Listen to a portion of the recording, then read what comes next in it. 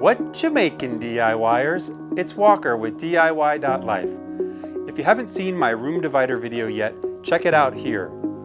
It's my top video on my channel, and I get a lot of questions and comments, and a question I get often is, my room divider seems to want to flop to one side or the other. How do I fix that?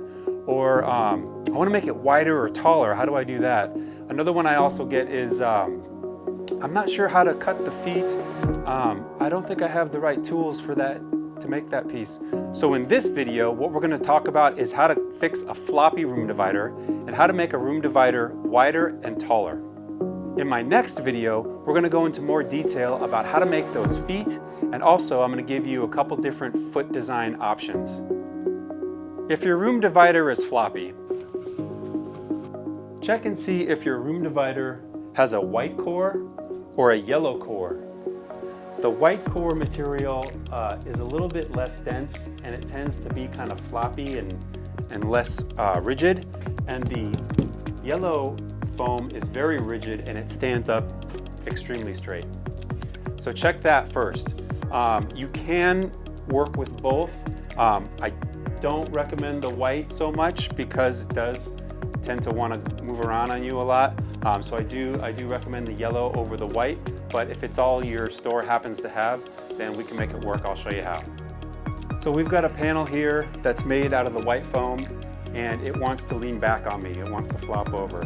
So here's a way to fix that. So one thing you can do is you can get another panel, and then you can turn it around so that it's leaning this way and this panel's leaning that way. You can put them together and they can kind of balance each other out, but they're still going to be kind of floppy. So a better solution is to connect them at a 90-degree angle, almost like a zigzag pattern, and that'll keep the panel staying up nice and straight.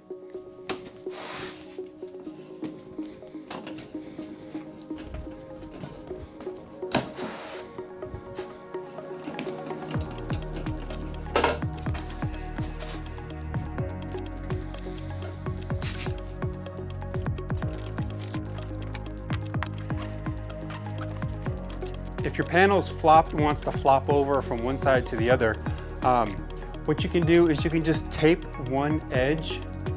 Just tape one edge. Don't wrap it over the top or wrap it over the bottom. Just end it right there and right there. And what you're going to want to do is offset your feet. So have one like on the outside here and then one slightly inside. And your panel will stand up straight like this, and if you tape subsequent panels on the opposite side, you can actually accordion the panels and put them away for storage pretty easily, like that. And then the other panel would be taped along this edge, and it would swing this way and close this way. And you can accordion I don't know, maybe 8 or 9 panels together like that, and have a room divider that can get very large and then very compact. If you wanted this room divider to go all the way up to the ceiling, you would first make sure you have your feet in place so that the panel is at the right height, and then you could just measure from the ceiling to the top of the divider. And this is measuring about 10.5 inches. You would cut a piece of foam, you put it at the top and tape it, and you're good to go.